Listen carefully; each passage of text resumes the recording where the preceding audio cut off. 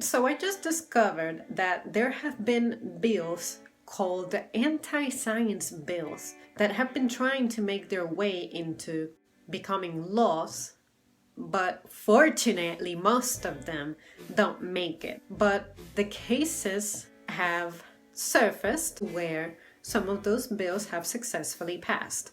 And of course, they have passed in states that are conservative. All I have to say is, man, when I was in school, I had this one teacher who unfortunately brought up the ugly truth to me and told me about just how much politics interfere with science. And now that I got involved in politics and found this information out, I'm annoyed because it is altering the way that science manifests and the way science is able to work and accomplish things. Like, for instance, they're trying to say that anytime you teach about evolution, you have to also talk about the religious aspect of it, which is creationism.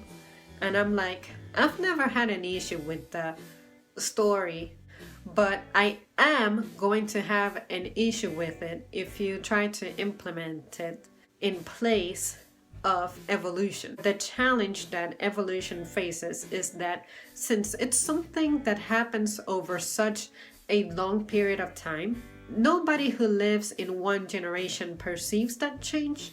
So it's easy to say that it'll remain just a theory and evolution is not real. Therefore, you should accept creationism as the way it is. The issue I have with believing in creationism is that, from what I understand, it's like, I don't think no amount of creationism can make our population be at the numbers that it is right now without us actively working on that. I'm not going to get into details, you guys get it. But all I have to say is that with the current power running the country, it's like, and this is the kind of crap I'm going to see.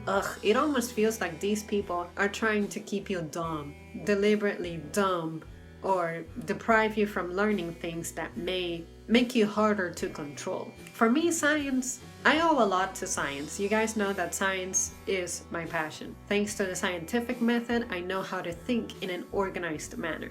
Even before I learned about the scientific method in elementary school, that's something that I was already executing. Science simply put it into words for me and broke it down for me. Science also helps me live pretty comfortably in the present. I get to drive a vehicle, I get to film using simply my phone, and you guys know the thousands of other things that the phone can do. Science also goes hand in hand with math. Thanks to math, we have a lot of explanations for scientific things. Imagine if you try to integrate religion into math. How would you do that? How can you say that a pattern of numbers is influenced by religion? Please tell me. That's a genuine question. I don't know. It's just that anytime I hear about religion in the present, I can't help but frown at it because depending on the source, I'm like, there goes religion trying to mess up my quality of life once again. Religion is good as a discipline to provide you a guide as to what could make you be a better human, for us to live a little more peacefully amongst each other. But with stuff like this, you're taking logic versus fiction. And yes, I am calling the Bible fiction because I have yet to have one of those stories proven to me. But I'm not going to hate against it either, because there are so many great stories in there that I'm like, you know what? That makes sense. It doesn't make sense to me in that literal aspect of it. Like, if you read the story and you take it literal, it will not make sense to you. Every story has a theme, the message about life that the author is trying to reveal through the story. That is great. I love every single theme that every single story, well, the stories that I know about the Bible have.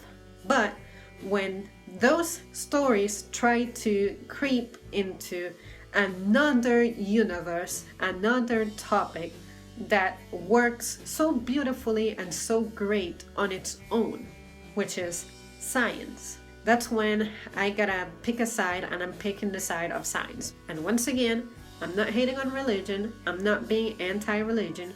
If you want to have a conversation with me about religion, I'll hear you, I'll listen to you, and I'll respect you. I had a lady the other day just slip a flyer into my hands about the story of the four horses. And the white one, the brown one, the black one, and I forgot the color of the other one already. I'm gonna say gray. The black one represents death itself, something like that.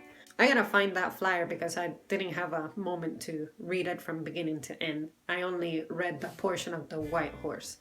That was really cool because, I'm not going to look at that story and be like, oh, literally these four horses existed just like that, really mighty like that, the fictional elements of it. But if I look at it from the theme's perspective, it's trying to say positive versus negative versus that gray area in between.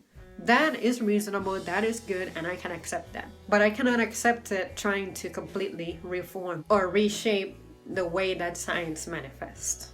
Alright, you guys, that is all that I wanted to say on this matter, really. If it becomes necessary, I will expand on these points, but I think I made myself as clear as I can be. These are my initial thoughts, my initial impressions. I thought that science was something that was safe.